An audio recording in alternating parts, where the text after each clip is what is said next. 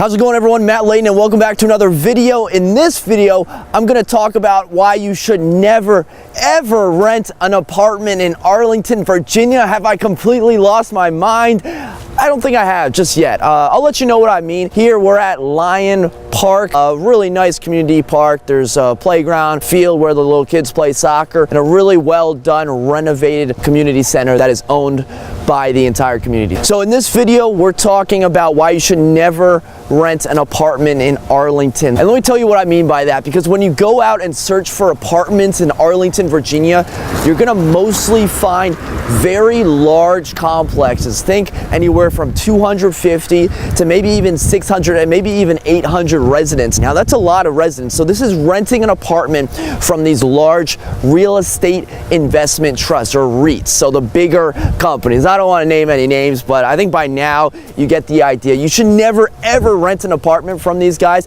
Let me give you 3 reasons why. The first is that you're never actually going to see the apartment that you're going to be ending up living in. In Arlington, the occupancy rate is going to hover around 99 to 93%. There's not many vacancies. And let's just say if you're a manager at an apartment complex that has 93% occupancy, you might be on the hot seat. So because the occupancy is so high, you're not actually going to be able to get in and walk around and visibly see that apartment that you want. The view, the exposure, what it's looking at, sure, you can have a floor plan, but you know, you're not actually stepping inside of it.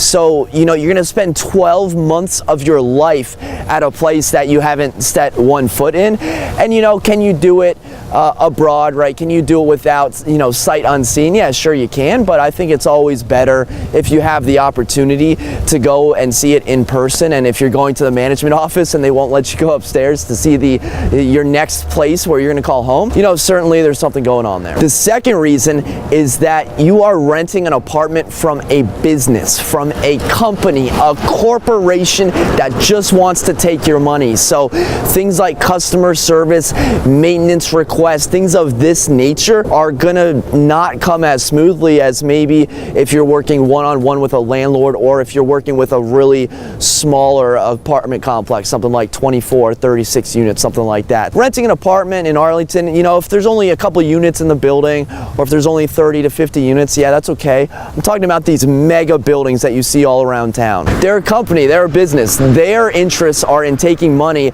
from your pocket and sticking it in their pockets. So anytime you go down to the front desk, you may not get the same level of value or quality as if you were just working one-on-one with the same person over and over again, because you do tend to see a lot of turnover in the leasing staff, in the front desk, things of that nature. And the third reason, and arguably the most important reason, is because they will jack up the rent prices and they won't care at all about your feelings about it, how much you want to stay there for another year. They don't care. They're going to raise the rent anywhere from 4 to 9%. And if you're in a 2-bedroom paying $2,800, guess what? You're paying something that starts with a 3 in front of it. At least I think so. I hope my math is right there.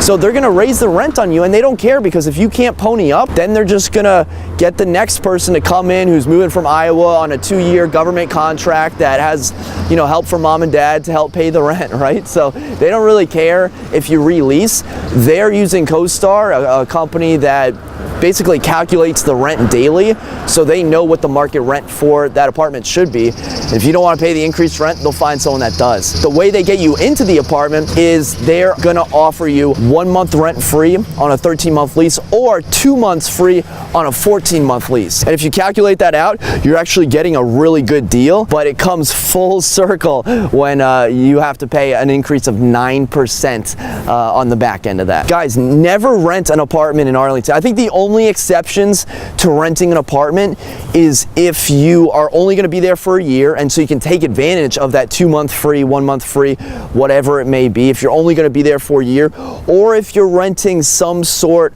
of other apartment that's not 400 units. If you're renting a small little duplex, triplex, maybe a 4-story multifamily building with 10, 20 units, or if you're renting a condo, a townhouse. Yeah, I said condos. So in condos, it's actually actual ownership, where individual owners have a vested interest in making the community better. So where apartments, it might just seem like long stay hotels, condos, you have actual owners that are making renovations to make the property better. That's all I got today. 3 reasons on why you should never ever rent an apartment in Arlington, Virginia. Thanks for watching. Until next time, create a productive day. Take care.